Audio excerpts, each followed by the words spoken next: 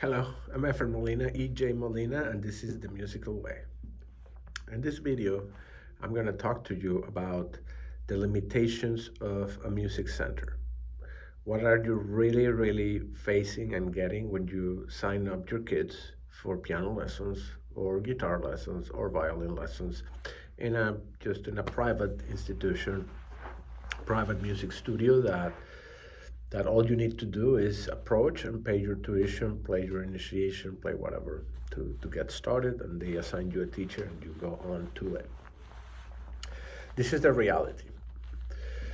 Um, the first thing that you have to understand is that it's gonna take some time. It's gonna take some time for you to see actual results, and it's gonna take some time, probably more than you expect, because of the following.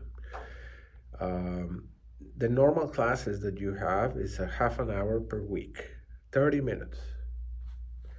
So on those 30 minutes, I have to teach you whatever I can of music theory, technique, and initiate you in some type of repertoire. 30 minutes is not a lot of time. I mean, just think about it. 30 minutes goes like that. Teaching only instrument and only to play pieces, you end up you end up running into the risk of playing by ear, which is not necessarily a bad thing, but it has its limitations. I mean, you playing by ear, or just not covering everything that you need to know to be able to become a successful musician. When you go to music school in a formal education system, you will need um, you will take different classes. So in any given semester, you pick piano. Like myself, I pick piano. My piano lesson is once a week, 50 minutes, 50 minutes for a bachelor's program, and even a graduate program. That's how it works. And you would think, how come, once a week in a professional degree? Well, because the mission of your piano or your main instrument teacher is not to teach you music theory, not to teach you music appreciation, not to teach you music history. That's not their job. Their job is to to learn performance techniques and polish and play correctly the material based on the style and based on many different factors. You know, that teacher is going to teach you scales, the technique to all the technical skills that you need, and all those things. The teacher is going to get involved. It's just repertoire and technique. That's it.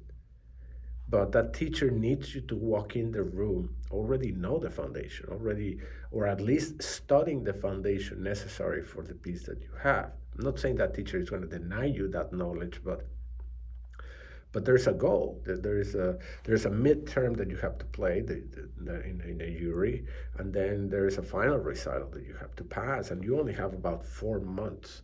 So there's no time for me as a piano teacher in a music faculty to teach you music history and analysis and all that. No, there's no point. It's not possible, because we're not talking about just one piece. We're talking about several pieces that you get handed to in the first day of your degree, of your first semester. Obviously, you're going to get a set of pieces that are within your level. It's not going to be crazy difficult, but it's not going to be crazy easy. It's going to be challenging.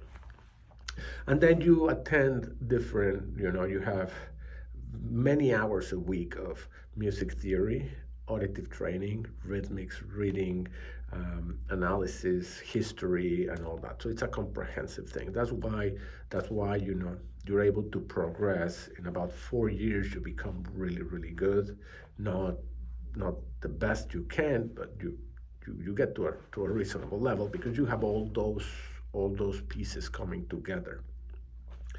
Now think about it, okay? Now you bring me your kid to teach piano, but you're giving me half an hour a week, and you're not learning anything else related to it. You're not learning music theory on your own. You're not learning music auditive training on your own. You're not learning analysis. You're not learning anything on your side. You only have those 30 minutes of piano lesson. So it is very unrealistic to expect fast results from any music teacher out there teaching in a music studio. You have to understand that reality before walking in. Okay, it's going to be limited, and it's going to be sort of diluted because you want results. So I'm teaching piano adventures. You don't learn piano adventures in college. That's piano adventures is it's for amateurs and for beginners and all that, and it goes well for a few years, but that's not gonna lead you into the same path as music school will or formal education will. Again, like I mentioned in a previous video, you don't necessarily got to go through an institution to learn all this, but you have to be aware that you have to learn all these pieces.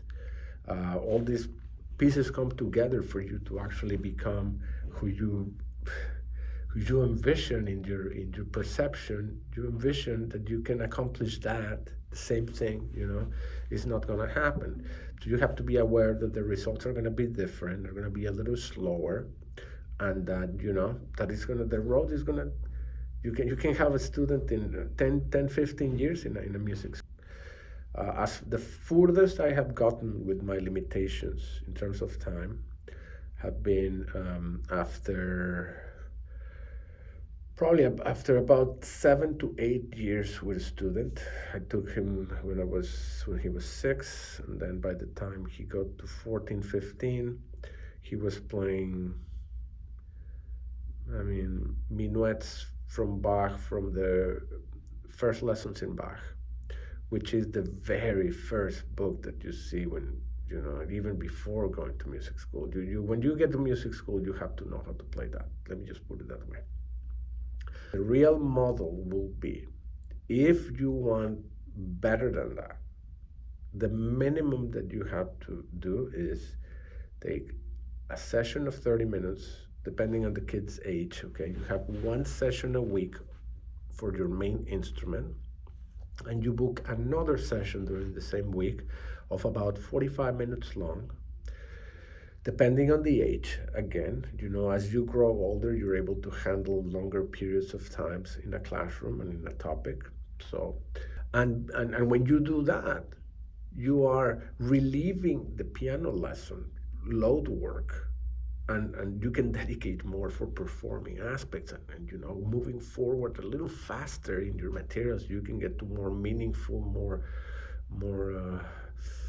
intense, more interesting work, because now you are passing part of that formation onto another session where you're not even going to be sitting in front of a piano. You're going to be just in a regular classroom with a whiteboard and a book and a screen where you're going to have videos and all that. Now, I also want you to realize that the successful teacher, an honest, successful teacher, will teach you for about a month and then come clean.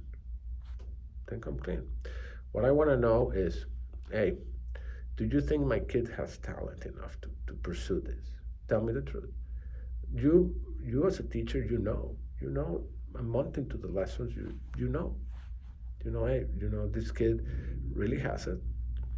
I have kids that they are virtuosos, man. That I know that you give me your kids for 10 years, please, and give me 2 sessions a week, and you're gonna be so happy and thrilled with the results.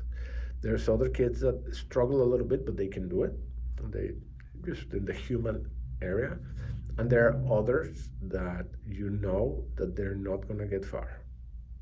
And for those, the activity is very good as part of their formation as human beings for a number of years, but it's not something that I would recommend pursuing on a full time, because by not getting the results, then frustration grows, and then it becomes a problem, becomes an obstacle in itself.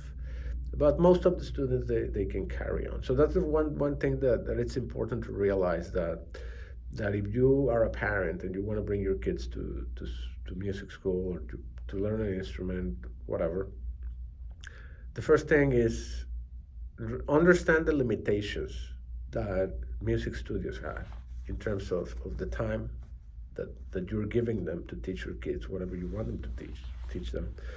And Understand also that is good in about a month or two after they start to assess the situation, to evaluate the situation and come clean and determine, well, this is the right path for my students.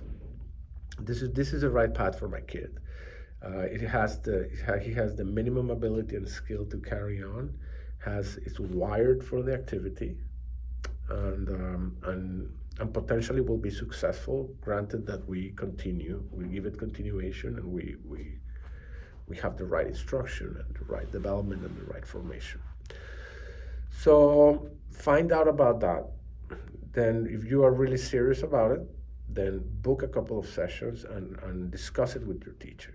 Look, I wanna learn. I wanna separate the instrument from the theory, which is the best thing to do. And then you have a second session where you cover you get a nice textbook that you're gonna follow from beginning to end, and and another thing is, when you pick a teacher, it's important that in these days that we use different resources. I'm not only going to teach blank. I need to use auditive examples and visual examples, because that's the way we are wired these days. We need that visual aid, and we need also that auditive aid for the formation and the music appreciation side. So it has to be a fun. And now I apply the word fun because, it has to be fun in the way that, I teach you something and then I show you a video about it. I teach you, how this song is or not, and blah, blah, blah, blah, blah. We talk about this song, about the structure of it, and then we listen to it. And then we listen to it together and talk about, hey, those were violins. Hey, there was a piano. Hey, there was this and that. So that's a conclusion.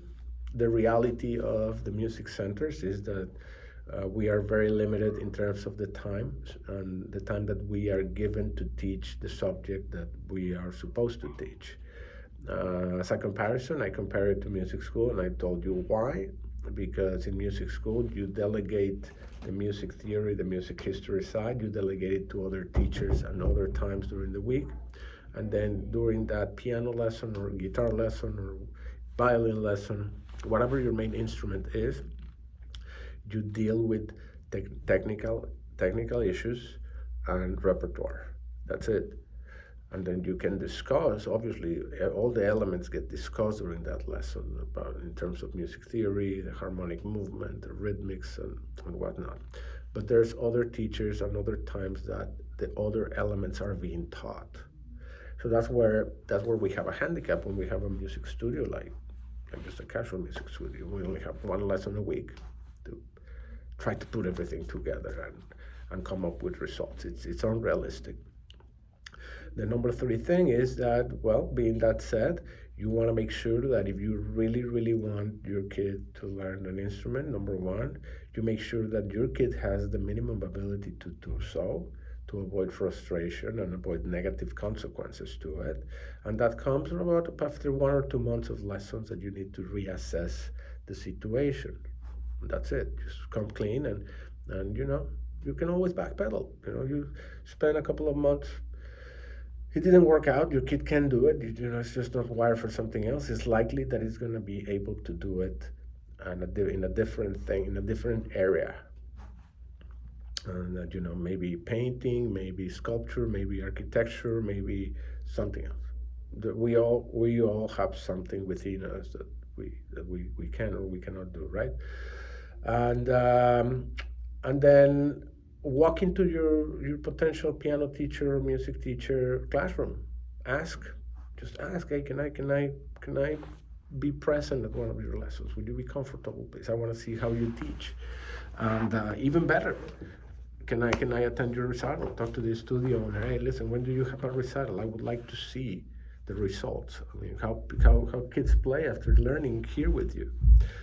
And once you do that, you're gonna have a better idea and a better vision of what it is, what really is, instead of you just putting your money into something that you believe the things that are being told to you that are not necessarily true. My comment sections are open if you want to reach out. go ahead and do that. ejmolina99@yahoo.com. You can email me, you can throw some comments in here, and you can reach out anytime, and I will be in touch. Thank you for watching.